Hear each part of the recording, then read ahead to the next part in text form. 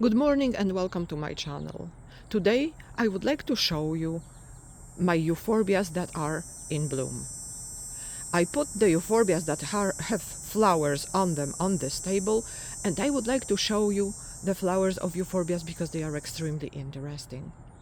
Unlike other plants, other flowering plants, Euphorbia flowers don't have petals or sepals. They are reduced to their reproductive organs, and sometimes the male male organ and the female organ grow together, and they are called cyathium in that case.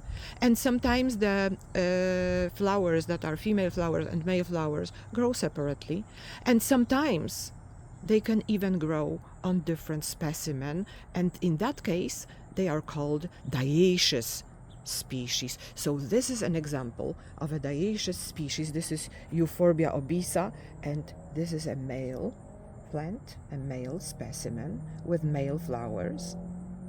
Okay, and this is a female flower.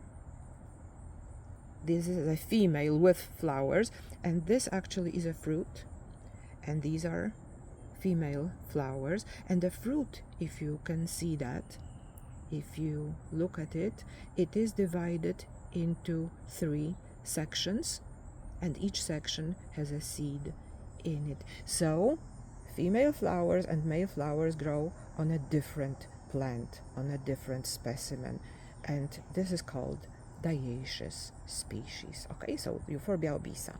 Now here is Euphorbia fruticosa with a flower.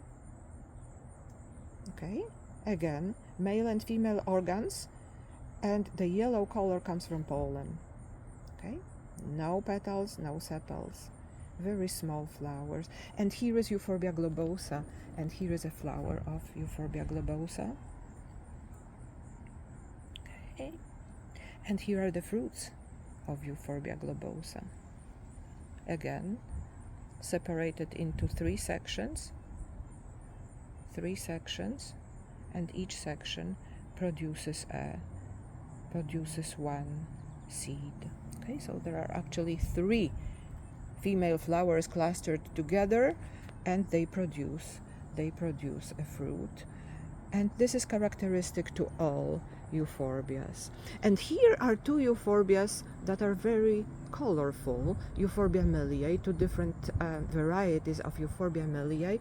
As you can see, they are very colorful, and they do attract the pollinators by the color, by the bright color. But the structures around the flower are not part of the flower. They are actually leaves that are adapted to act as something that attracts the pollinator. So these are not parts of the flower. Okay?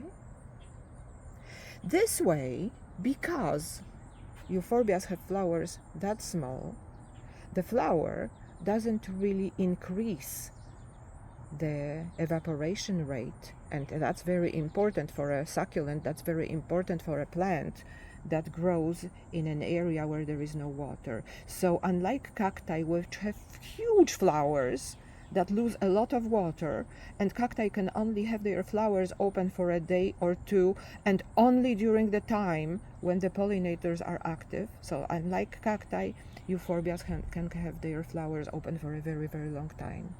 Okay, so they are ensuring the pollination by being open for a long time, by having pollen available to be taken by the pollinator, or nectar.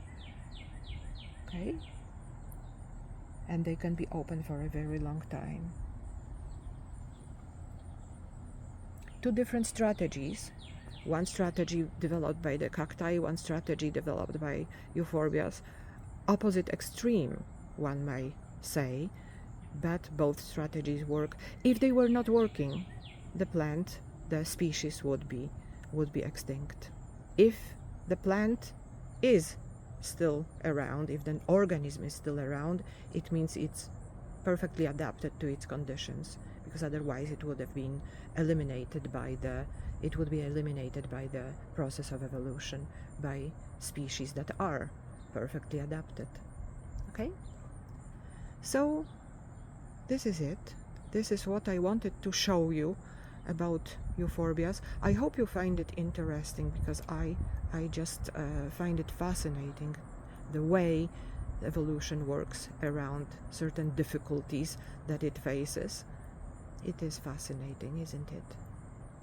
Well, thank you very much for watching my video. Have a great rest of the day.